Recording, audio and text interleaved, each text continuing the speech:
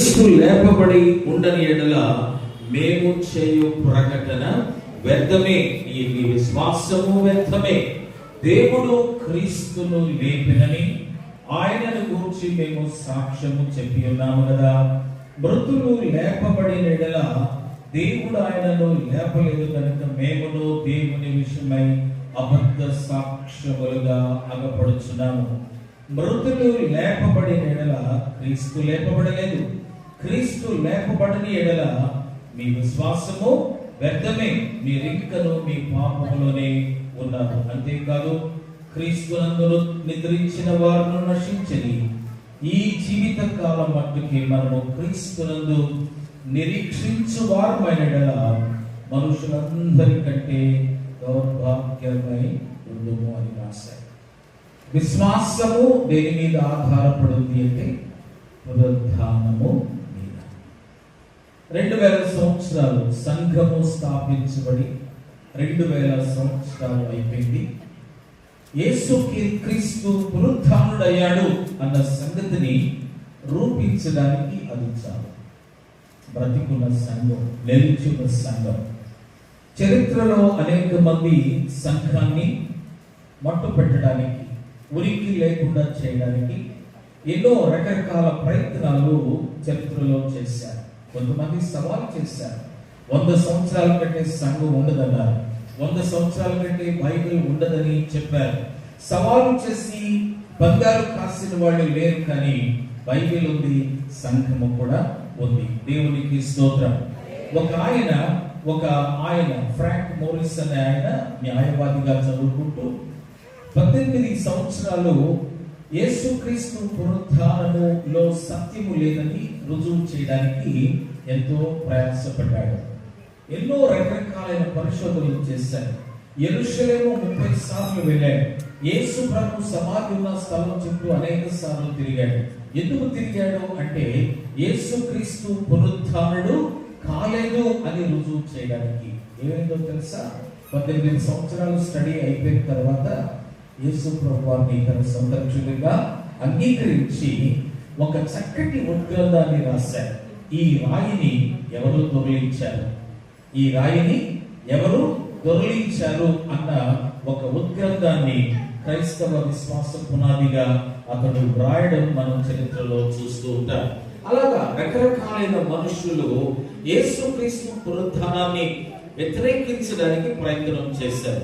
అపోస్తలుడైన పౌలు ఈ వాక్యములో జ్ఞాపకం చేస్తూ ఒక విధంగా వితండవాదంగా అతను వాళ్ళతో వాదిస్తున్నాడు. ఏంటంటే యేసుక్రీస్తు పునరుద్ధానాన్ని గురించి మేము మాట్లాడినప్పుడల్లా పునరుద్ధానం లేదు అని మీరు చెప్తున్నారు, కానీ పునరుద్ధానం ఉంది కాబట్టి విశ్వాసం ఉన్నది, పునరుద్ధానం ఉన్నది కాబట్టి సంఘం నిలుస్తుంది, పునరుద్ధానం ఉన్నది కాబట్టి మన జీవితంలో ఒక గొప్ప నిరీక్షణ ఉన్నది అన్న సంగతిని అపోస్తలుడైన పౌలు జ్ఞాపకం చేస్తూ వచ్చాడు. మత్తయి సువార్త 28 మనం చదువుతున్నప్పుడు 28 ఆరంభము నుండి కూడా ఆ ఆదివారపు మరి ఉదయకాల సమయంలో ఏం జరిగింది అన్న సంగతిని పరిశుద్ధాత్మ దేవుడు మనకు రాస్తూ వచ్చాడు. ఆ దినము కొంతమంది స్త్రీలు యేసుక్రీస్తు సమాధిని వెతుక్కుంటూ వెళ్ళడం మనం చూస్తున్నాం. చదవండి ఆ మాటలు. విశ్రాంతి దినము గడిచిపోయిన తరువాత ఆదివారమున తెల్లవారుచుండగా మగ్దలేని మరియ వేరొక మరియ సమాధిని చూడవచ్చిరి. ఇదిగో ప్రభు దూత పరలోకము నుండి దిగి వచ్చి రాయి పొర్లించి దాని మీద కూర్చుండెను. అప్పుడు మహాభూకంపము కలిగెను. ఆ దూత స్వరూపము మెరుపు వలె ఉండును. అతనికి వస్త్రము ఉండెను.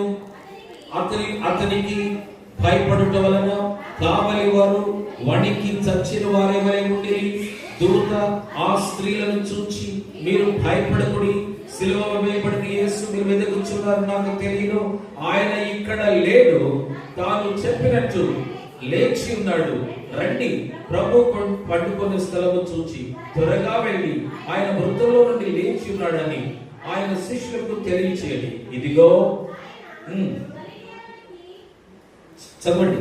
ముందుగా వెళ్ళిచున్నాడు, అక్కడ మీరు ఆయనను చూతురు, ఇదిగో మీతో చెప్పితిని అనే. దేవునికి స్తోత్రం. కాబట్టి ఈ విశ్రాంతి దినమున దాని ముందు జరిగిన మన సంగతులు తెలుసు. మంచి శుక్రవారపు రోజున ఆయనను సిలువ వేశారు.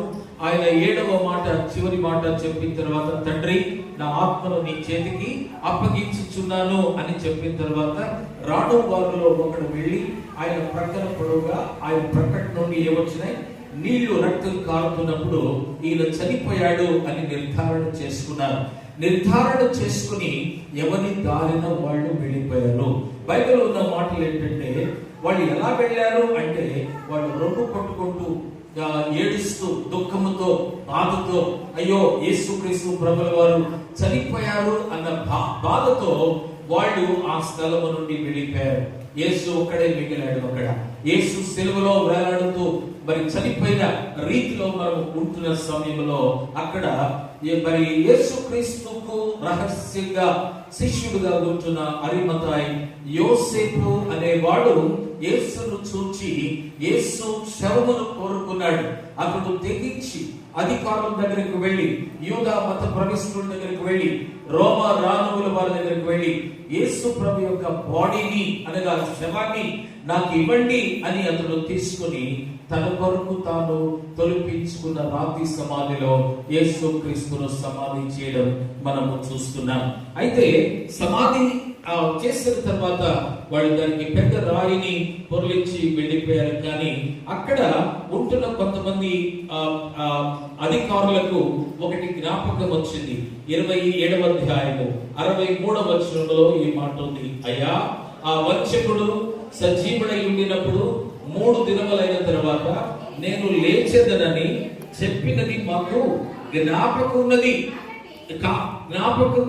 ఏది జ్ఞాపకం ఉంది? అక్కడున్న యేసుక్రీస్తు ప్రభువారిని వెంబడించిన వారికి జ్ఞాపకాలే. వారు యేసుక్రీస్తు ప్రభువారిని సమాధి దగ్గరికి ఎందుకు వచ్చారు అంటే, ఆయన లేచాడు అని సంతోష గానాలు చేయడానికి కాదు, కానీ యూదా మతములో ఉంటున్న ఆచారం ప్రకారం 3వ దినాన సమాధి చేయబడిన వ్యక్తిని బయటకు తీసి మరలా అతనికి సుగంధ ద్రవ్యాలు పూసి లోపల పెట్టడం అన్నది ఆనవాయితీగా ఉంది. కాబట్టి ఈ స్త్రీలు సుగంధ ద్రవ్యాలు తీసుకొని సమాధి తోటకు వచ్చారు అంటే అర్థం ఏంటంటే, వారు సజీవుడైన యేసును చూడడానికి రాలేదు, కానీ ఆ శవాన్ని బయటకు తీసుకొని మరలా దానికి గంధం పూసి లోపల పెట్టడానికి వాళ్ళు వచ్చినట్లు మనం చూస్తున్నాం. ఇక్కడ గమనించవలసిన విషయం ఏంటి అంటే, సమాధికి రాయి తొలగించిన తర్వాత ఈ అధికారులకు ఒక విషయం గుర్తొచ్చింది. ఆ వంచకుడు బ్రతికున్నప్పుడు ఈ విషయం చెప్పాడు కదా, మీరు నన్ను చంపేయండి, నన్ను సమాధి చేయండి, నేను 3వ దినాన తిరిగి లేస్తానని చెప్పాడు. కాబట్టి ఈ అధికారులు ఏం చేశారంటే, ఆ సమాధికి ముద్ర వేశారు, ఆ సమాధికి కావలి వారిని పెట్టారు, ఆ సమాధికి మరి రకరకాలైన గొలుసులతో బంధించి సుమారు 18 మంది పోలీసులు, 18 మంది కావలి ఉండవలసిన వాళ్ళు ఈ సమాధిని కాపాడుతూ వచ్చారు. అయితే 3వ దినం అయిపోయింది. యేసు ప్రభు చెప్పింది జరగాలి. ఆయన సమాధిని చేయించి బయటకు రావాలి, ప్రవచనాలు నెరవేర్చబడాలి, లేఖనాలు ఆయన లేఖనాలు ఏ రీతిగా ప్రకటించారో అవి జరగాలి అన్న రీతిగా 3వ దినాన యేసుక్రీస్తు ప్రభువారు సమాధిని జయించి తిరిగి లేచాడు. హల్లెలూయా. ఆ స్థలంలోనికి వెళ్ళినప్పుడు అక్కడ మనకు కనపడింది ఏంటంటే, రాయి దొరికించబడింది, ముద్రలు చెరిగిపోయినాయి. అక్కడున్న కావలి వారు అక్కడ లేరు. అక్కడున్న పరిస్థితులన్నీ కూడా ఎవరో వచ్చి యేసుక్రీస్తు ప్రభువారిని విడిపించుకొని విడుదల చేసుకుని సజీవునిగా తీసుకు వెళ్ళినట్లుగా అక్కడ కనపడుతుంది. అందుకని మరి అంటుంది, అయ్యా నా యేసయ్య ఎవరో ఎత్తుకొని పోయారు, చెప్పండి ఎవరు తీసుకువెళ్లారో అన్న ఆలోచనలు కూడా ఆ వాక్య భాగంలో మనము చూస్తూ ఉన్నాం. ఇది జరగడం ద్వారా ఏం జరిగింది? మానవాళికి విశ్వాస జీవితంలో మనకు ఎలాంటి ఆశీర్వాదాలు దేవుడు మన కొరకు దాచిపెట్టాడు అన్న సంగతిని మనము గమనించి బదులమై ఉంటున్నాం. పునరుత్థానము ద్వారా ఏం రుజువైంది? 3 విషయాలు నేను జ్ఞాపకం చేసి ముందుకు వెళతాను. పునరుత్థానము ఎందుకు ముఖ్యమైనది? క్రైస్తవ విశ్వాస జీవితంలో అపొస్తలుడైన పౌలు కొరింథీ సంఘానికి రాస్తూ అన్నాడు, పునరుత్థానం లేకపోతే మా ప్రసంగానికి ప్రసిద్ధానికి ఏమి లేదు, కసు లేదు. పునరుద్ధానం లేకపోతే నీ విశ్వాసానికి ఆధారం లేదు. పునరుద్ధానం లేకపోతే ఈ వాక్యము అబద్ధమే. పునరుద్ధానం లేకపోతే సంఘం లేదు. పునరుద్ధానం లేకపోతే ఈ దినాన మనందరము ఈ రీతిగా ఉండేవాళ్ళం కాదు. అంతేకాదు, ప్రపంచ జనాభాలో 60% మంది క్రైస్తవ విశ్వాసులుగా ఈ దినము ఉన్నారు అంటే దానికి కారణం ఏంటంటే యేసు ప్రభువు సిలువని బట్టి కాదు, యేసు ప్రభువు యొక్క పుట్టుకను బట్టి కాదు, కానీ యేసు క్రీస్తు ప్రభువు యొక్క పునరుద్ధానమును బట్టి. దేవునికి స్తోత్రం. ఎందుకంటే సమాధి చేయబడిన ఆయన అక్కడే ఉంటే మనం ఇక్కడ ఉండాల్సిన అవసరం లేదు. ఎందుకు?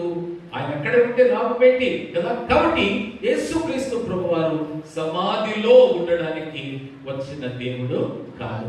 అపోస్తలుడైన పౌలు ఫిలిప్పీ సంఘానికి రాస్తూ 2వ అధ్యాయంలో అంటాడు, ఆయన సాక్షాత్తు దేవుడు. ఆయన దేవుడు.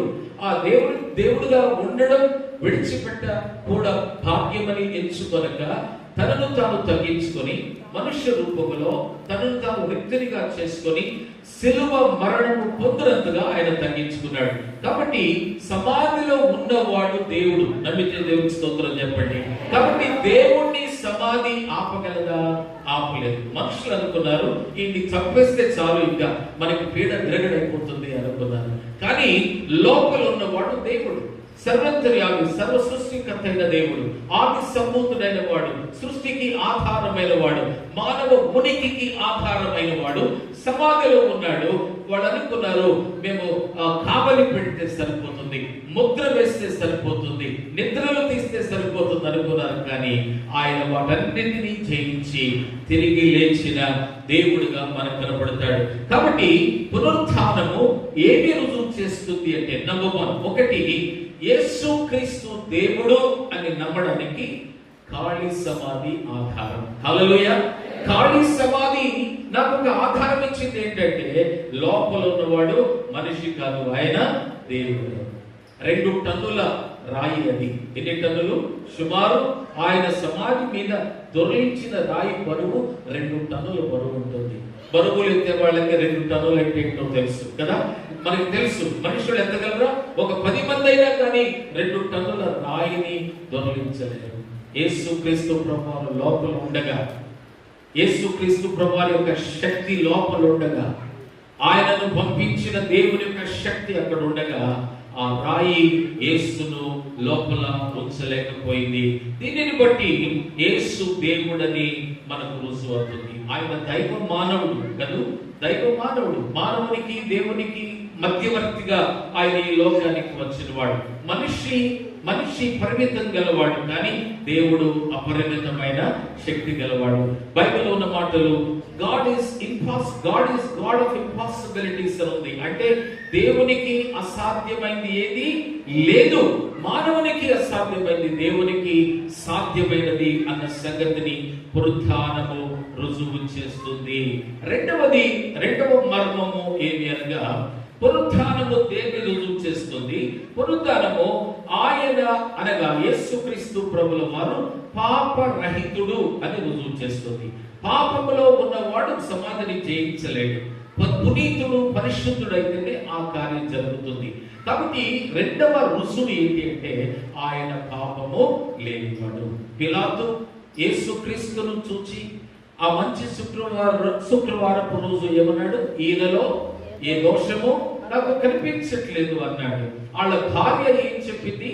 ఈ నీతిమంతుని మీరు హాని చేయబాకండి, అతని మీద చేయబాకండి అని చెప్పింది. కాబట్టి న్యాయస్థానాలే ఆయన పరిశుద్ధుడు అని మరి డిక్లేర్ చేసే రీతిగా యేసుక్రీస్తు ప్రభువు సమాధిని జయించుట ద్వారా, పునరుత్థానము ఉండుట ద్వారా ఆయన పాప రహితుడు అనగా పాపము లేనివాడు అన్న సంగతి మనకు జ్ఞాపకము వస్తుంది. లోకంలో చాలా మంది చనిపోయారు. బుద్ధుడు పుట్టాడు, పెరిగాడు, మతాన్ని స్థాపించాడు, బౌద్ధ మతాన్ని. ఆయన చనిపోయాడు. ఆయన సమాధి ఉంది, ఆ సమాధిని నేను చూశాను. అలాగే మహమ్మద్ గారు పుట్టారు, పెరిగారు, చనిపోయారు, ఇస్లాంను స్థాపించారు. ఆయన సమాధి ఇంకా మూసే ఉంది. మహాత్ముడు గాంధీ పుట్టాడు, పెరిగాడు, చనిపోయాడు. ఆయన సమాధి ఇంకా మూసే ఉంది. అలాగా ప్రపంచంలో మహానుభావులు అని చెప్పబడిన వాళ్ళు, మహా మనుషులు అని చెప్పబడే వాళ్ళు, వాళ్ళ సమాధులన్నీ మూసే ఉన్నాయి. తెరవబడిన సమాధి ఒక్కటి, యేసు క్రీస్తు ప్రభుల వారి సమాధి. అది ఏ రుజువు చేస్తుంది అనగా ఆయన పాప రహితుడు, పాపము లేనివాడు అన్న సంగతి మనము జ్ఞాపకం చేసుకుంటున్నాం. ఎందుకు అంటున్నాం? మనది బైబిల్ అంటుంది పాపం వల్ల వచ్చే జీతము మరణం కదా. కాబట్టి పాపములో ఉన్నవాడు మరణిస్తే తిరిగి లేవలేడు. పాపములో ఉన్నవాడు మరణిస్తే వాడి జీవితంలో పునరుత్థానం లేదు. యేసుక్రీస్తు పునరుత్థానుడు అవడానికి గల కారణము ఆయన పాప రహితుడు. ఈయనలో ఏ దోషము మనకు కనిపించదు. ఎందుకంటే ఆ దోషము లేని రక్తము మనకు కావాలి. ఆ దోషము లేని రక్తము, నిష్కలంకమైన నిర్దోషమైన రక్తము మనకు అవసరం.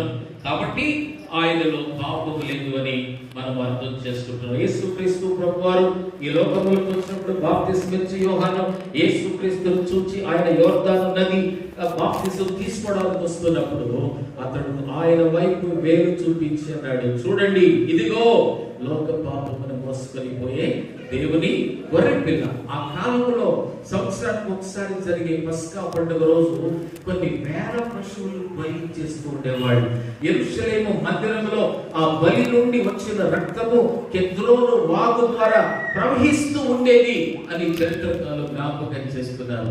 యేసుక్రీస్తు ప్రభువారు మంచి శుక్రవారం రోజు ఆయన మేడగదిలో ఉండి అక్కడి నుండి అయిన తర్వాత కెద్రోను వాగు ద్వారా గెత్సేమనే తోటకు వచ్చి అక్కడి నుండి ఆయన సిలువెక్కారంటే ఆ కెద్రోను ఆ రక్తము ప్రవహిస్తున్న స్థలంలో ఆయన ఊహించిన విషయం ఏంటంటే ఇక మీదట ఇక్కడ రక్తము ప్రవహించవలసిన అవసరం లేదు. కారణం ఏంటి? రోమా భక్తుడు రాస్తాడు, రోమిలికి రాసిన పత్రికలో ఆయన ఒక్కసారే ఒక్క బలి ద్వారా కదా, ఒక్కసారే ఒక్క బలి ద్వారా మానవ పాప పరిహారం సేవలో చెల్లించాడు. హల్లెలూయా. కాబట్టి నరుడు మనుషుడు ఇంకా ఎన్నడూ బలి ఇవ్వని అవసరము లేదు. నేను రక్తం చిందించవలసిన కారణం ఏంటంటే ఒక్కసారి అందరి కొరకు యేసుక్రీస్తు ప్రభువారు కలువరి సేవలో తన ప్రశస్తమైన, తన పరిశుద్ధమైన, నిష్కలంకమైన, నిర్దోషమైన రక్తమును మన కొరకు కార్చాడు. నేను కొన్ని దినాల క్రితం నవంబర్ మాసంలో ఒక హాస్పిటల్కి వెళ్ళాను. నా స్నేహితుడు ఉన్నాడు, మాతో చదువుకున్న అబ్బాయి అక్కడ చావు బ్రతుకులో ఉన్నాడు. నాకు ఒక టెక్స్ట్ చేశాడు, మరణపు శయ్యలో నుండి ఒక టెక్స్ట్ చేశాడు, ఒక మెసేజ్ చేశాడు. ఏంటంటే అన్నా మిమ్మల్ని ఒకసారి చూడాలనుకుంది. నేను వెంటనే అదే రోజు ఆఫీస్లో ఉన్నా. అక్కడి నుండి హాస్పిటల్కు హైదరాబాద్ లో ఒక కార్పొరేట్ చాలా పెద్ద హాస్పిటల్కు వెళ్ళాను. ఐసీయూలోకి వెళ్తూ ఉంటుంటే ఐసీయూ బయట కొంతమంది హేళనగా నవ్వుకుంటూ ఉన్నారు, జోకులు వేసుకుంటున్నారు. చాలా వాతావరణం ఆహ్లాదకరంగా అనిపించింది అక్కడ. నేను అనుకున్నాను ఐసీయూలో ఇలా ఉండరే కదా, ఐసీయూలో ఉండే మనుషులు ఎలా ఉంటారు, లోపల ఉన్నవాడు బతుకుతాడా చచ్చిపోతాడని. బయట ఎంతో ఆందోళన కనపడుతుంది, ఎంతో దుఃఖం కనపడుతుంది, ఎంతో ఆలోచనలు కనపడతాయి. కానీ ఈ నలుగురు ఐదుగురు చాలా నవ్వుకుంటున్నారు, హాయిగా ఆనందంగా ఉన్నారు. అర్థం కాలేదు నాకు, ఇదేంటి ఐసీయూకి వస్తే ఎలా ఉంది, ఐసీయూ దగ్గరికి వెళ్తుంటే ఎలా ఉంది అన్న ఆలోచన నాకు కలిగింది. అప్పుడు ఆ ప్రకృతి వాళ్ళని అడిగింది, ఏంటండి వీళ్ళు ఎంత హ్యాపీగా ఉన్నారంటే అప్పుడు వాళ్ళు చెప్పారు, లోపల ఒక ఆయన ఉన్నాడండి, ఆయనకు రేర్ బలహీనత వచ్చింది. రేర్ అంటే ఎవరికి రానటువంటి ఒక భయంకరమైన జబ్బుతో, వ్యాధితో లోపల ఒక అబ్బాయి బాధపడుతున్నాడండి. ఈ కుటుంబం అంతా కూడా అతనికి సంబంధించింది. వాళ్ళు ఒక rare blood group. Rare blood group అంటే ఎవరికి దొరకని ఒక బ్లడ్ గ్రూప్, అంటే రక్తము వాళ్ళకి కావాల్సి వచ్చింది. ఈ లోపల ఉన్న పేషెంట్ కి చాలా రోజుల నుంచి తిరిగారు, వెళ్ళని స్థలం లేదు, అడగని స్థలం లేదు. చాలా మంది ఈ బ్లడ్ కొరకు తిరుగుతూ ఉండగా నాగపూర్లో ఒక అబ్బాయికి ఇలాంటి బ్లడ్ గ్రూప్ అన్నది తెలిసింది. అతను ఈ బ్లడ్ ఈ లోపల చనిపోవడానికి సిద్ధంగా ఉన్న అబ్బాయికి ఇవ్వడానికి వస్తున్నాడండి. అందుకని వీళ్ళందరూ ఇంత సంతోషంగా ఉన్నారని చెప్పాడు. Rare blood group. చనిపోతున్న మనిషికి ఏం కావాలి? బ్లడ్ గ్రూప్ కావాలి. మానవుడు చనిపోతున్నాడు, దేంతో చనిపోతున్నాడు? పాపంతో చనిపోతున్నాడు కదా. శాపగ్రస్తమైన జీవితంతో చనిపోతుంటే మనకు కూడా ఒక రేర్ బ్లడ్ గ్రూప్ కావాల్సి వచ్చింది. అది నిష్కలంకమైనది, నిర్దోషమైనది, ఎన్నడూ పాపము ఎరుగనిదిగా ఉండాలి అని ఆదియందు దేవుడు ఆయన్ని సంకల్పించి యేసుక్రీస్తు ప్రభువారి యొక్క శిలువ మరణ ద్వారా మనకు ఆ రేర్ బ్లడ్ గ్రూప్ ద్వారా పాపానికి విరుగుడు దొరికింది. దేవునికి స్తోత్రం. ఇప్పుడు మనం పాప విషయంలో మరణించిన అవసరం కారణం ఏంటంటే ఆ బ్లడ్ గ్రూప్ ద్వారా యేసుక్రీస్తు ప్రభువారి యొక్క రక్తము ద్వారా నా మరణానికి వెలుగుడు దొరికింది. కాబట్టి పాపము లేనివాడు యేసుక్రీస్తు, పాపరహితుడు ఆయన అన్న సంగతి పునరుద్ధానము ద్వారా మనకు అర్థమైపోతుంది. మూడవది ఏంటంటే పునరుద్ధానం ఎందుకు ముఖ్యమైనది? ఈస్టర్ పండుగ ఎందుకు చేసుకోవాలి మనం? రైట్, ఈస్టర్ గురించి మనం ఎందుకు మాట్లాడుకోవాలా అంటే మూడవ కారణం ఏంటంటే యేసుక్రీస్తు ప్రభువారు మరణముపై అధికారము కలవాడు అన్న సంగతి తెలుసుకోండి. మరణం ఆయన ఏం చేయలేకపోయింది కదా. You can say me no problem, you can put me in the tomb, మీరు సమాధిలో పెట్టండి, నన్ను చంపేయండి, మూడో దినాన నేను బయటకు వచ్చేస్తాను. అవును చెప్పండి. సంతోషంగా లేదు మీరు? చికెన్ మటన్ ఏమైనా దొరికినాయి షాపుల్లో లేదా? హ్యాపీగా ఉన్నారా? Yes no? ఈయన ఒక్కడే హ్యాపీగా హ్యాపీగా ఉన్నారా? క్రిస్మస్ రోజు కంటే ఎక్కువ హ్యాపీగా ఉండాలి ఈ రోజు. యేసు ప్రభు పుట్టాడు అంతే, పుట్టుకతో ఏమి రాదు, ఆయన చనిపోవాలి, చనిపోవటంలో కూడా ఏమి రాదు, ఆయన తిరిగి లేవాలి. కాబట్టి ఒరిజినల్ అసలైన పండుగ ఏది? ఈ రోజు. ఇప్పుడైతే తర్వాత వెళ్ళి కొత్త బట్టలు కట్టుకోండి, మంచిది. ఆయన పాపరహితుడు, ఆయన నిజమైన దేవుడు అనేది రుజువు అవుతుంది. మూడు, మరణముపై ఆయన అధికారము ఉంది. యేసు ప్రభు వారి లోకంలో జీవించిన కాలంలో చాలా మందిని మరణము నుండి లేపాడు. ఎస్ అన్నా? లేపాడా? కొన్ని ఉదాహరణలు చెప్పండి మీరు. లాజరు, వెరీ గుడ్. లాజరు బయటకు అంటే కదా, కట్టు ఏమంటారు వాటిని, ప్రేత వస్త్రాలతో బయటకు. ఆయన మాటలో అంత శక్తి ఉంది. ఇంకెవరున్నారు? యాయిరు కుమార్తె కదా, చనిపోయింది కానీ యేసుక్రీస్తు ప్రభువు ఆమె తిరిగి లేపాడు. ఇంకా చిన్నది కదా, ఇశ్రాయేల్ చిన్నది ఒక ఆమె చనిపోయింది. ఇంకొక విధవరాలి యొక్క కుమారుడు చనిపోయాడు. పాడి తీసుకెళ్తున్నారు, ఒక ప్రక్కన ఒక గుంపు వస్తుంది, పాడి గుంపు, ఏడ్చే గుంపు. రెండో ప్రక్కన యేసు గుంపు వస్తుంది, హల్లెలూయా. రెండో ప్రక్కన మరొక ప్రొసెషన్ వస్తుంది. యేసు ప్రభువు ఏం జరిగింది? అయ్యా, ఆమె విధవరాలు, కలగ కొడుకు పైకి పెరిగాడు, చేతికి అందాడు, అందిన సమయంలో చచ్చిపోయాడయ్యా. ప్రభు వారు దాన్ని పాడి తాకగా వారు లేచి నిలబడ్డాడు. యేసు ప్రభు వారికి పునరుత్థానం కొత్త ఏం కాదు, అది నేను చెప్తాను. ఇతరులను జీవములోనికి తీసుకొని రాగలిగిన వాడు తనను తాను జీవములోనికి రాలేడా? Yes no? ఆయన రాగలడు.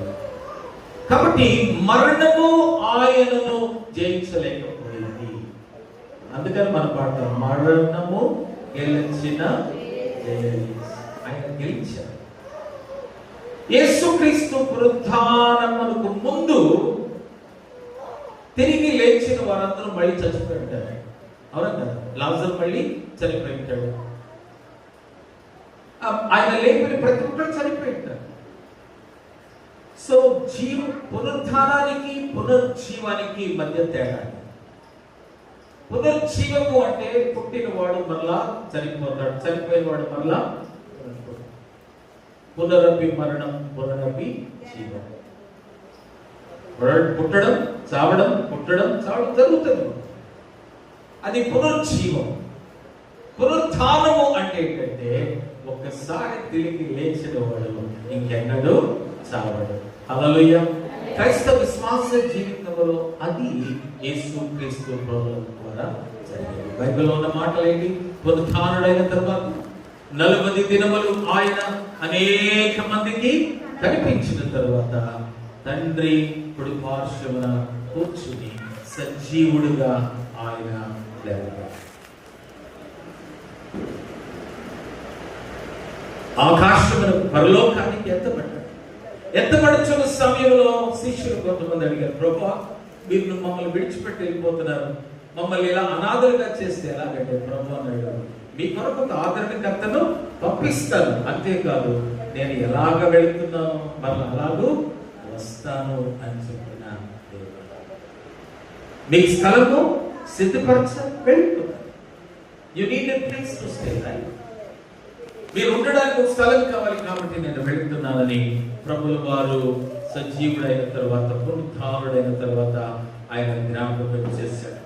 నాలుగవది, పునరుద్ధానము ఎందుకు ముఖ్యమైంది? ఎందుకు మనము యేసుక్రీస్తు పునరుద్ధానమును జ్ఞాపకం చేసుకోవాలి అనగా, పునరుద్ధానము మనము కూడా లేస్తాము. ఆమె చెప్పండి. మనలో కూడా ఆయన లేపుతాడు.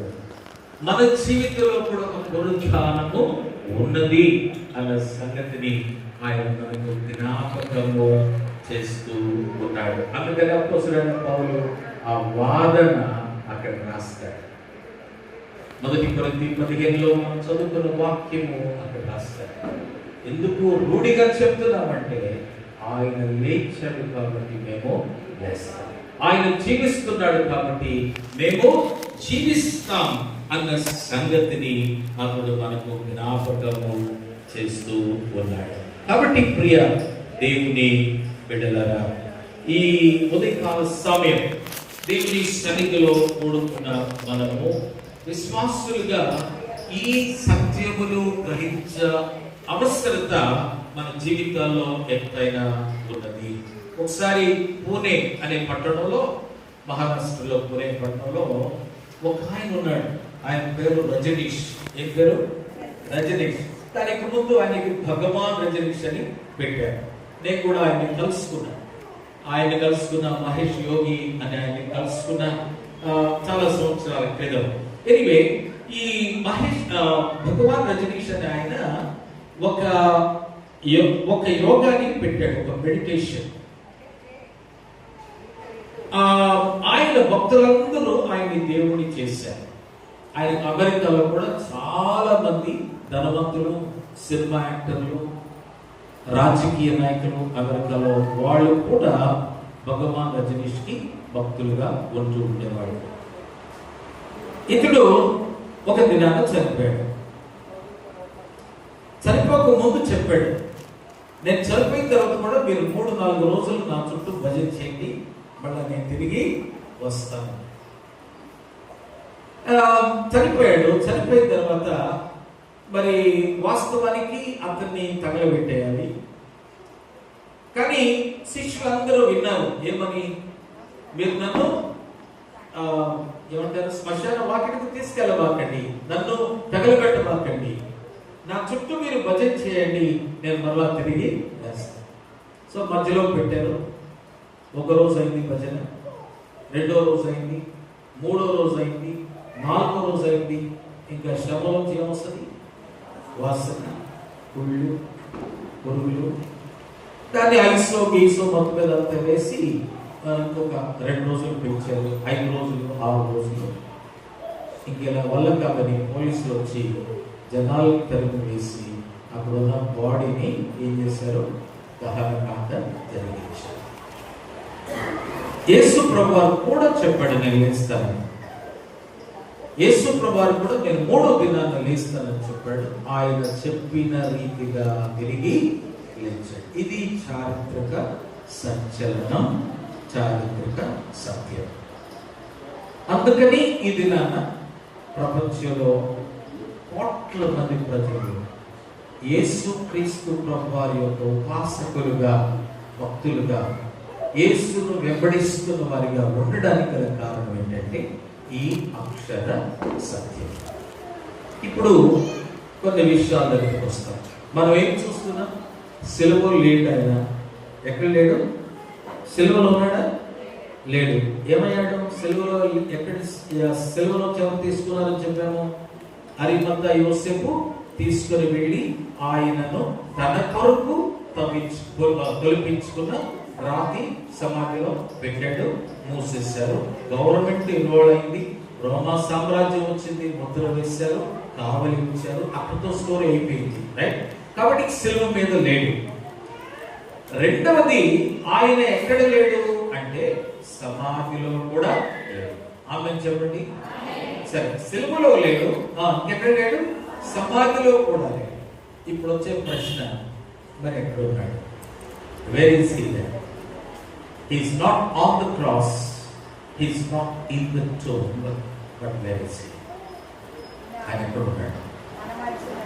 3-4 స్థలాలు నేను జ్ఞాపకం చేసి ముగిస్తాను. యేసుక్రీస్తు ప్రభువు వచ్చింది దేనికి? పాపులను రక్షించాలి. ఆయన వచ్చింది దేనికి? దాంట్లో మనము లూకాసు వార్త చదువుతున్నప్పుడు అక్కడ నాజరేత్ మానిఫెస్టో ఉన్న పరిస్థితులు చూడాలి. అతడు ఆకాశము, ఆమేన్, దగ్గరగా గట్టిగా ఆకాశమున్న దేవుని వైపు చూచారు. అప్పుడు ప్రభువారు అంటున్నారు Moshe, I can handle it. Amen, I can handle it. నేను చూస్తున్నాను. బీ స్టిల్, మౌనంగా ఉండి భయపడకు, నా రక్షణ నీవు చూస్తావు.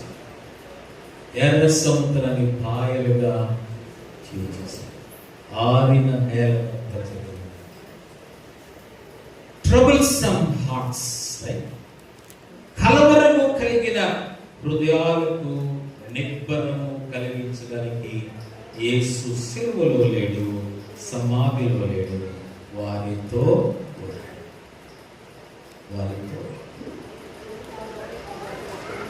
దాని తర్వాత ఒక అడుగు ముందుకు వెళ్ళిన తర్వాత అక్కడ ఇద్దరు సోదరులు చాలా నిరుత్సాహంగా యెరూషలేము నుండి ఎమ్మాయి అనే గ్రామానికి నడుచుకుంటూ వెళ్తున్నారు. వీళ్ళు 3 దినాలు అక్కడే ఉన్నారు. ఎక్కడ? యెరూషలేములో. యేసు ప్రభువును సిలువ వేస్తున్నప్పుడు అక్కడ ఉన్నారు. వాళ్ళు గుడ్ ఫ్రైడే రోజు అక్కడ ఉన్నారు. మట్టలాది వారు కూడా అక్కడే ఉంటుంటారు. హోసన్నా అన్న వాళ్ళలో వీళ్ళు కూడా ఉంటుంటారు. 3 దినాలు అయిపోయింది, తెల్లారిపోయింది. యేసు ప్రభువు లేచాడన్న వార్త వాళ్ళకేమీ రాలేదు. నిరుత్సాహపడిపోయారు. అయిపోయి ఆయన చెప్పిందంతా నిజమే అనుకున్నామండి. 3 రోజులు అక్కడే హోటల్లో ఉన్నాం, కానీ ఆయన లేవలేదు, ఇంకా ఆయన పునరుత్థానుడై లేదు అన్న సంగతి వాళ్ళను పెద్దగా నిరుత్సాహ. అందుకని ఇంటికి పలాయనం తిరుగుడంటారు. మళ్ళా తిరుగుబడి కట్టించుకుని నడుచుకుంటూ యెరూషలేము నుండి ఎమ్మాయి సుమారు ఒక 12 కిలోమీటర్ల దూరం ఉంటుందేమో, అది నడుచుకుంటూ వెళుతూ చక్కగా మాట్లాడుకుంటున్నారు. అడే పిచ్చపాటి మాట్లాడుకుంటున్నారు. అడేవి సినిమాల గురించి మాట్లాడుకుంటున్నారు. దేని గురించి మాట్లాడుకుంటున్నారు? ఆ కాలములో యెరూషలేములో జరిగిన సంగతులను గురించి వాళ్ళు మాట్లాడుకుంటూ వాళ్ళలో కొంత ఆ నిరుత్సాహము కనపడుతుంది. అక్కడ నా నోట్స్ లో ఏం రాస్తున్నానంటే ఇమ్మాన్యుయల్ ఇన్ ఎమ్మావుస్ అని రాస్తున్నాను. అంటే ఎమ్మాయి మార్గంలో ఇమ్మానుయేలు దేవుడు. ఆమె చెప్పండి. ఎమ్మాయి మార్గంలో వాళ్ళు వెళుతుంటే ఇమ్మానుయేలు దేవుడైన యేసు వారితో కూడా నడుస్తున్నాడు. చదవండి ఇప్పుడు 24:16, లూకా 24:16. ఇదిగో ఆ దినమందే వారిలో ఇద్దరు యెరూషలేమునకు ఆమడ దూరంలో ఉన్న ఎమ్మాయి అను ఒక గ్రామమునకు వెలుచు జరిగిన సంగతులను అన్నిటి గూర్చి ఒకరితో ఒకడు సంభాషించుకొనుచుండిరి. వారు సంభాషించుచు ఆలోచించుకొనుచుండగా యేసు తానే దగ్గరికి వచ్చి ఆమేన్ చెప్పండి.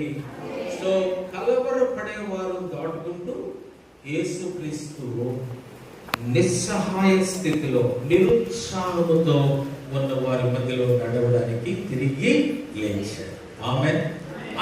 ఆయన సమాధిలో ఉండడానికి వచ్చిన దేవుడు కాదు, అందుకని కీర్తనకారుడు చాలా చక్కగా, నాకు బాగా ఇష్టమైన కీర్తన అండ్ నాకు బాగా ఇష్టమైన ఎక్స్ప్రెషన్ ఏంటంటే, నేను నేను నేను గాఢాంధకారపు లోయలో సంచరించిన ఏ అపాయములకు నేను భయపడను. కారణం ఏంటంటే ఆ లోయలో కూడా ఎవరున్నారు?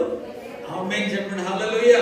లోయ వంటి జీవితాల గుండా మనం వెళుతున్నప్పుడు, లోయ వంటి పరిస్థితులు గుండా, గాఢాంధకారపు పరిస్థితుల గుండా నేను వెళుతున్నప్పుడు, నేను ఒంటరి దానను కాదు, నేను ఒంటరి వాడను కాదు. కారణం ఏంటంటే పునరుత్థానుడైన యేసుక్రీస్తు ప్రభువారు నీతో ఇమ్మానుయేలుగా నడవడానికి ఇష్టపడ్డాడు. హల్లెలూయా. ఎమ్మాయి మార్గంలో ఇమ్మానుయేలు యేసుక్రీస్తు ప్రభువారు. He was with them. వాళ్ళతో మాట్లాడుతున్నాడు, వాళ్ళతో నడిచాడు, వాళ్ళ సంభాషణ విన్నాడు. వాళ్ళు అడుగుతున్నారు, నువ్వెవరో బాబు, మా బాధలు మాకుంటే నువ్వు కూడా చేరేవు అన్నట్టుగా. నీకు అసలు ఆ దినాలు జరిగిన సంగతులు తెలియదా? పిచ్చోడా, ఐఎమ్ ద హీరో దేర్ అని చెప్పాలి యేసు ప్రభువు. కానీ ఆయనతో నడుస్తూ మాట్లాడుతూ వారి జీవితాలను మార్చిన యేసు, ఆయన నడుచుకుంటూ వెళ్ళిపోతుంటే వీళ్ళిద్దరూ చూచారు, ప్రభా కాదు, ఏమయ్యా, ఎందుకంటే ప్రభు తెలీదు వాళ్ళకి. ఏమయ్యా ఇప్పటికే సరే. అయితే వారు ఆయనను గుర్తుపట్టలేకుండా మూయబడేది.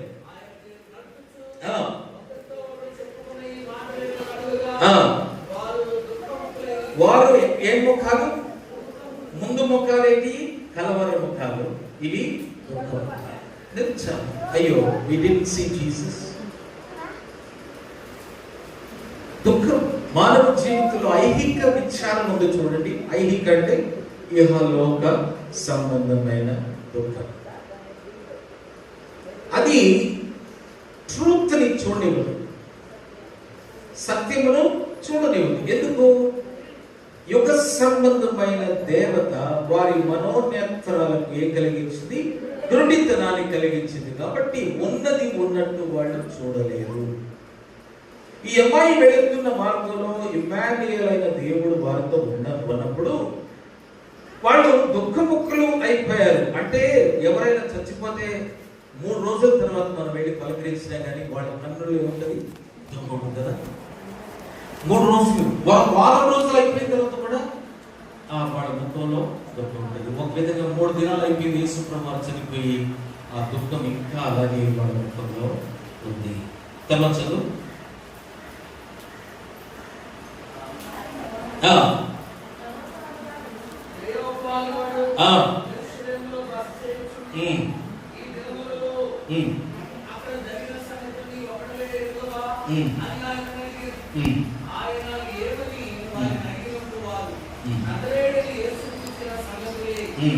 ఆయన దేవుని ఎదుటను ప్రజలందరి ఎదుటను క్రియలోను వాక్యములోను శక్తిగా ప్రవక్త అయ్యిండెను. అధికారులను ఆయన ఎలా మరణశిక్షకు. మీరు ఆ మాటలు గ్రహించాలి.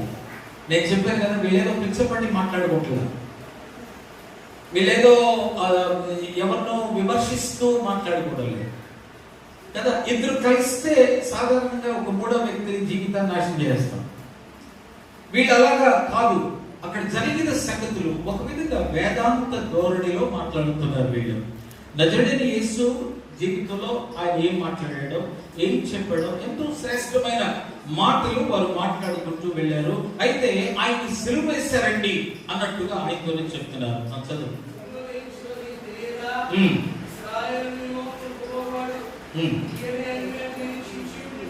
చూసారా ఎంత ఇండెప్త్ వేదాంతం ఉంది, ఎంత ఇండెప్త్ లేఖన అనుభవాలు వెళుతున్నాయి.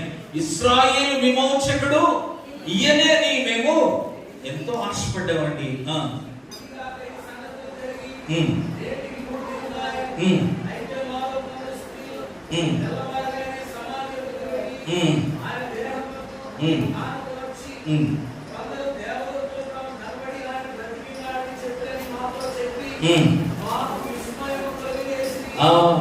పక్కన కలవరం, రెండో ప్రక్కన దుఃఖం, 3 విస్మయం.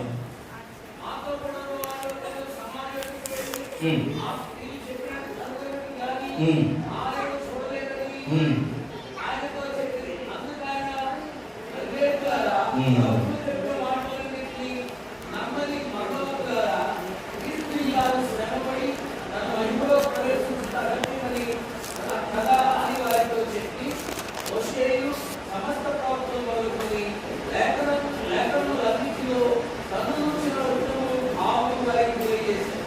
ఎప్పుడో తాము వెళుతున్న మార్గం దగ్గరకు వచ్చినప్పుడు ఆయన ఇంకా పట్టుకోలు వెళ్ళిన బాధపడగా వారు సాయంకాలం కావలసినది ప్రతిష్ఠించని మాతో కూడా ఉంటుందని చెప్పి ఆయనని బలవంతం చేసి కానీ కనుక ఆయన వారితో కూడా ఉండే లోపలికి వెళ్ళింది. ఆయన వారితో చాలు. ఇక్కడ మనం చూస్తున్నాం, నేను ఆ కాన్వర్సేషన్, ఆ జరుగుతున్న సంభాషణలో ఉన్న లోతు ఎంత అన్నది మనం గమనించాలి. వీళ్ళిద్దరూ యేసుక్రీస్తు ప్రభువారు ఎవరో తెలియని వాళ్ళు కాదు. ఒక విధంగా విశ్వాసులు చెప్పాలి. అంతేకాకుండా లేఖన సారమును ఎరిగిన వారుగా ఉంటున్నారు. ఇశ్రాయేలు విమోచకుడు ఈయనే అంటే దాని అర్థం ఏంటంటే మెస్సయ్య ఈయనని మేము ఎదురు చూస్తున్నాం. కానీ నిరుత్సాహం మిగిలింది. కొంతమంది స్త్రీలు వెళ్ళి సమాధిలో చూశారు, ఆయన అక్కడ లేడు అన్నట్టుగా ఆయనతో వారు మాట్లాడుతున్నారు. ప్రభు ఎక్కడ ఉన్నారు? వారి మధ్యలో ఉన్నాడు. అలాంటి వారి మధ్యలో ఉన్నాడు. విశ్వాసము కలిగి కూడా సత్యమును గ్రహించక ఆత్మ సంబంధమైన గుర్డితనములో ఉన్న వారి కళ్ళు తెరిపించడానికి యేసు సమాధి నుండి తిరిగి లేచి ఆయన వారితో భోజనంలో కూర్చున్నప్పుడు రొట్టె పట్టుకొని వెరిచి వారికి ఇచ్చి పంచి పెట్టగా వారి కన్నులు తెరవబడ్డాయి. ఆమె అప్పటి వరకు గుర్డితనం గ్రహించే వారు యేసు వారి మధ్యలో ఉంటున్నాడు. God who can recreate and regenerate. నిరుత్సాహముతో కృంగిపోయిన జీవితాలను లేవనెత్తడానికి యేసుక్రీస్తు ప్రభువు వారు పునరుద్ధానుడై వచ్చారు. ఈ దినం ఇక్కడ కూర్చున్నామా, ఎలాంటి పరిస్థితుల్లో కూర్చున్నామో నాకు తెలియదు. ఉదయం ఒక సోదరుడు వచ్చాడు నా దగ్గరికి ఆరాధన అయిన తర్వాత, అయ్యగారు నేను ఏ పని చేపట్టినా కానీ నష్టం వచ్చేస్తుంది, ఏ పని చేపట్టినా నేను దాంట్లో జయాన్ని చూడలేకపోతున్నాను, ఎన్నో రకరకాలైన బిజినెస్లు చేశాను కానీ దేంట్లో కూడా నేను ఫలితాన్ని చూడలేకపోతున్నాను. అతను చెప్తున్న మాటల్లో ఎంత నిరుత్సాహపడుతున్నాడో నాకు అర్థమైంది. అతను ఎంత ఇబ్బంది గుండా వెళుతున్నాడో, ఎందుకు నా జీవితంలో ఇలా జరుగుతుంది అన్న ప్రశ్న అతనిలో. ప్రభు ఎందుకు లేచాడో తెలుసా? అలాంటి వాళ్ళను ఆదరించాడు. ఆమె అలాంటి వారి కన్నీరులో, అలాంటి వారి వరకు ఆయన విజ్ఞాపన చేయాలి, అలాంటి వారిని ఆదరించి హక్కులు చేర్చుకోవడానికి ఆయన రొట్టె తీసుకుని విరిచి వారికి ఇవ్వగా వారి కన్నులు ఏసు ఎవరో గుర్తుపడ్డారు. నేను అనుకుంటాను సిగ్గుతో చచ్చుంటారు తాత అనుకుంటే ఇప్పటివరకు మాట్లాడింది మేము ఏనుతున్నా. గుర్తుపట్టలేని పరిస్థితులు క్రైస్తవ జీవితంలో ఉన్నాయి. యేసుక్రీస్తు ప్రభువారు ఆత్మీయ అంధత్వాన్ని, గురుడితనాన్ని తొలగించి మన జీవితాల్లో సత్యమును చూసి స్వీకరించే వారిగా ఆయన మనం చేయడానికి సేవలో మరణించాడు, పునరుద్ధానుడై తిరిగి లేచాడు. 24 లూకా సువార్త 37-38 చదివి ముగించేస్తాను చూడండి. అయితే వారు దిగులు పడి భయక్రాంతులై భూతము తమకు కనపడనని తలంచిరి. ఇక్కడ ఏ సందర్భం ఇది? ఏ సందర్భం? యేసుక్రీస్తు ప్రభువారు ఆయనను విడిచిపెట్టి వెళ్ళిపోయిన వీళ్ళు శిష్యులు ఎక్కడున్నారు వీళ్ళు శిష్యులు? సముద్రంలో ఉన్నారు, చేపలు పట్టడానికి వెళ్ళిపోయారు. అవునా? చేపలు పట్టడానికి వెళ్ళిపోతే యేసు వారిని వెతుక్కుంటూ అక్కడికి వచ్చాడు. ఆత్మ సంబంధమైన భ్రష్టత్వము, మొదటిది ఆత్మీయ గురుడితనం, రెండవది ఏంటి అంటే ఆత్మ సంబంధమైన భ్రష్టత్వము ఏంటి అంటే కొంత భక్తి చేసి వెనక్కి వెళ్ళిపోవడం, కొంతసేపు ప్రార్థన చేసి మళ్ళీ అవిశ్వాసంలోకి వెళ్ళిపోవడం, కొంతసేపు క్రీస్తును నమ్ముకొని దాని తర్వాత దీని ద్వారా నాకు లాభం లేదు కాబట్టి నేను వేరే దానికి వెళ్ళిపోతాం అన్నట్లుగా శిష్యులు వారికి ఇష్టానుసారంగా వెళ్ళిపోయారు, చేపలు పట్టడానికి వెళ్ళిపోయారు. వారిని వెతుక్కుంటూ యేసు క్రీస్తు ప్రభు వారు అక్కడికి వచ్చారు. అవునా? వచ్చినప్పుడు ఆ యోహాను సువార్త 21:1-7లో అక్కడ తిబెరియస్ సముద్రంలో పేతురు తర్వాత 7 శిష్యులు కూడా కలిసి ఆ చేపలు పట్టడానికి వెళితే అక్కడ యేసు వారి దగ్గరకు వచ్చి ఆయన అటు తర్వాత తిబెరియస్ సముద్రమునకు తన్ను తాను ప్రత్యక్షపరచుకొని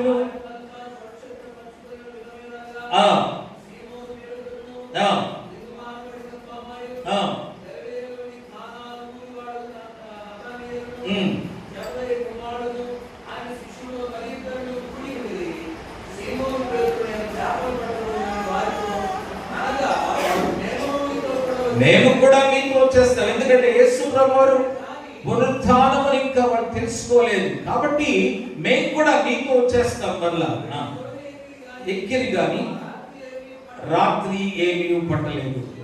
సూర్యోదయం అవుతున్నప్పుడు యేసు దరిని నిలిచాడు. యేసుని వారు గుర్తుపట్టలేక యేసు దరిని నిలిచాడు. ఎందుకు? ఓటమితో కూడిన వాళ్ళ జీవితాలు, సిగ్గుతో, అవమానంతో రాత్రంతా కష్టపడ్డాం, రాత్రంతా శ్రమపడ్డాం, మాకేమీ దొరకలేదు. Empty hands, empty nets and empty boats, ఖాళీ పడవలు, ఖాళీ వలలు, ఖాళీ చేతులతో ఆ రోజు గడిచిపోయింది. ఇంటికి అట్లా వెళ్ళాలి. ఇప్పుడు రోజంతా కూలి చేసుకున్న తర్వాత ఇంటికి ఖాళీ జోబుకి వెళ్తే భార్య ఏమంటది? ఏ రోజంతా ఏం చేసినాక అని అడుగుతుంది. కూలి డబ్బులు ఏమని అని అడుగుతుంది. చేపలకు వెళ్ళావు కదా, రాత్రి అంతా చేపలు పడ్డా, డబ్బులు ఏమైనాయి అని అడుగుతుంది. చేపలు ఏమైనా అడుగుతుంది.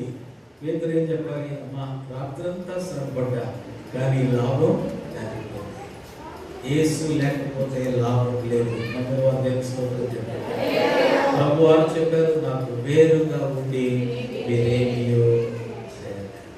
పేతురు మిగతా 7 శిష్యులు యేసును విడిచిపెట్టారు. ఆయన పునరుత్థాన ఆ ప్రత్యక్షతను కోల్పోయిన వారుగా వెళ్ళిపోయారు. యేసు వారిని వెతుక్కుంటూ అక్కడికి వెళ్ళారు. ఆత్మీయ జీవితంలో ఎవరైతే దిగజారిపోతారో, నేను మార్నింగ్ చెప్తున్నాను, ఈ సంఘంలో ఆరంభమైన దేవుని నుండి 54 సంవత్సరాల క్రితం ప్రతి ఒక్కరూ ఈ రోజు సంఘంలో ఉంటే ఎన్నైతే 1,00,000 మంది అయ్యారు. మేలు పొందారు, జారిపోయారు. మేలు పొందారు, జారిపోయారు. మేలు పొందారు, జారిపోయారు. వీళ్ళు పొందితే జారిపోయారు. స్పిరిచువల్ డ్రిఫ్ట్ అంటారు. అంటే ఆత్మ సంబంధమైన మలుపు, ఆత్మ సంబంధమైన ఓటమి, ప్రభువుకు దూరంగా జీవించే జీవితాలు ఆశీర్వాదకరమైనవి కావు. వీళ్ళు యేసు ప్రభుత్వం మనకేం పని అనుకుంటూ విడిచిన వ్యాపారాన్ని మరలా చేపట్టారు, విడిచిన అలవాటును మరలా చేపట్టారు. బైబిల్లో ఉన్న మాట ఏంటి? కుక్క తన వాటి కొరకు ఏ రీతిగా వెళ్ళిందో, ఏ రీతిగా తిరుగుతుందో, విడిచిపెట్టిన పాపము, విడిచిపెట్టిన లోపం, విడిచిపెట్టిన అలవాట్లు, విడిచిపెట్టిన వ్యసనాలు, అనేక వాటికి మరలా పదే మనము వెళ్ళి ఆత్మీయ మరి మేలును మన జీవితంలో కోల్పోతారు. వీళ్ళ జీవితాల్లో కూడా లేమి, ఓటమి, అవమానము, ఖాళీ జీవితం.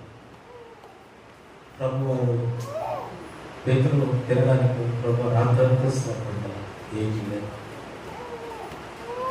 జారిపోయిన వారిని వెతుక్కుంటూ యేసు వాళ్ళతో వెళ్తారు. ఆత్మీయ జీవితంలో నీ ప్రయాణం ఎలా ఉంది? ఆత్మీయ జీవితంలో ప్రభుత్వం నువ్వు వేస్తున్న అడుగులు ఎలా ఉన్నాయి? సాగిపోతున్నావా లేక ఆగిపోతున్నావా?